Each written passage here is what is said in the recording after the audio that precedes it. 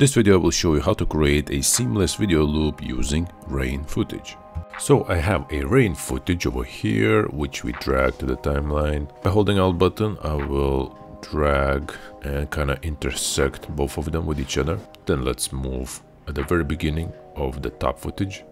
We select the top one, we go to video opacity, let's reduce to 0 and let's add a keyframe. We select the bottom footage and we add a keyframe with 100%. Let's go now to the end, almost to the end, maybe just like one frame before. We stay on the bottom one and we reduce opacity to 0, and the top one we increase to 100.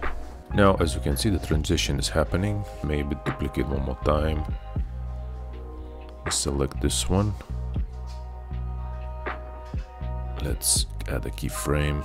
It doesn't have to be precise, just more or less. Let's reduce to 0.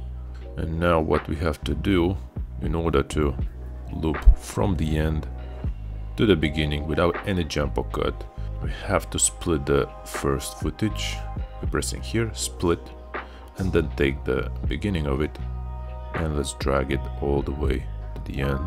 Let's select all, let's move all the way to the front. And this one now, as you can see, has a cut. We do the same here with opacity. Let's reduce to 0, add a keyframe, and just before the end let's increase opacity to 100, just like that. And now we can select all, right click, create compound clip, and now if you duplicate it should be looping seamlessly.